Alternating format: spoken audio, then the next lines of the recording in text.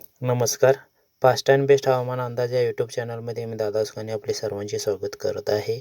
येत्या 24 तासातील हवामान अंदाज पाहूया. ते पाहून झाल्यानंतर साप्ताहिक हवामान अंदाज थोडक्यात पाहूया. तोपर्यंत चॅनल सबस्क्राईब करून घ्या, व्हिडिओ लाईक करा. आता सध्याला म्हणजे आत्ता दिवसभरात भरपूर ठिकाणी पावसाचा जोर चांगला होता आणि पाऊसही पडलेला आहे. तुमच्याकडे कसा पाऊस पडला आहे तो मला कमेंट करून सांगा. उद्या दक्षिण साईडला एक कमी दाबाचं क्षेत्र होणार आहे आणि त्या कमी दाबाच्या क्षेत्रातून एक द्रोणीय स्थिती होऊन परत आपल्या महाराष्ट्रामध्ये संपूर्ण भागात पावसाची शक्यता वाढत चाललेली आहे. साधारणतः गोवा, सिंधुदुर्ग, बेळगाव, गोकाक या परिसरात मध्यम ते जोरदार पाऊस आहे उद्या 24 तासात. तिथून पुढे पाहायला गेलं तर सावंतवाडी, राजापूर, कोल्हापूर, गोकाक परिसर, रबकोई, बनट्टी ह्या भागातून सुद्धा मध्यम ते जोरदार स्वरूपाचा पाऊस. रत्नागिरी, चिपळूण, सातारा, ओढूच, विटा, कराड 1-2 ठिकाणी मुसळधार पाऊस. मध्यम ते जोरदार पाऊस ते मुसळधार पाऊस. गोरेगाव, पुणे, जेजुरी, बारामती, दौंड मध्यम ते जोरदार स्वरूपाचा पाऊस आहे.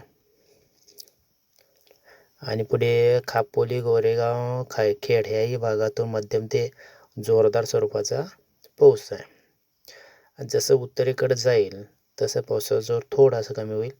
पालघर, वाडा, इगतपुरी, नाशिक, सिल्वास, डहाणू आणि मनमाड हलका मध्यम पावसाची शक्यता आहे. नाशिक, मनमाड, आव्हा, मालेगाव, चाळीसगाव ह्याही परिसरात हलका मध्यम पाऊस पडण्याची शक्यता आहे. आणि ह्या भागातून आता व्यारा, नौपार, साक्री, धुळे, नंदुरबार, शिरपूर, चेंदवा, धारगाव, ठाणगाव ह्याही भागात स्थानिक वातावरण बनवून पाऊस पडायची शक्यता आहे. धुळे, पारोळा, चाळीसगाव, जळगाव हलका मध्यम पावसाची शक्यता आहे. सिल्लोड, चिखलीला हलका मध्यम हलकाचा पावसाची शक्यता आहे. वैजापूर, छत्रपती संभाजीनगर हलकाचा पाऊस शक्यता आहे. जालना, श्रीरामपूर, पैठण या भागात मध्यम ते जोरदार काही ठिकाणी मुसळधार पाऊस शक्यता वाटत आहे. पैठण, बीड दरम्यान मुसळधार पावसाची शक्यता वाटते. अहमदनगरला, श्रीरामपूरला हलका मध्यम पाऊस शक्यता आहे.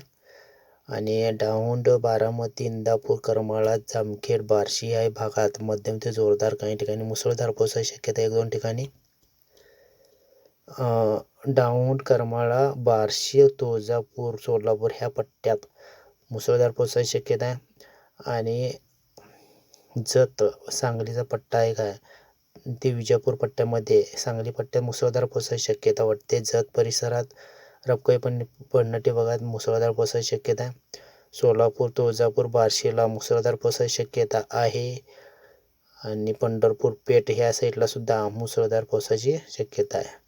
बीड, मजलगाव, काळेज या परिसरात सुद्धा मुसळधार पावसाची शक्यता. परळी, परभणी, पैठण या भागात मध्यम ते जोरदार पावसाची शक्यता आहे. शिडोल, चिखलीला स्थानिक वातावरण बनलं तर पावसाची शक्यता वाटते.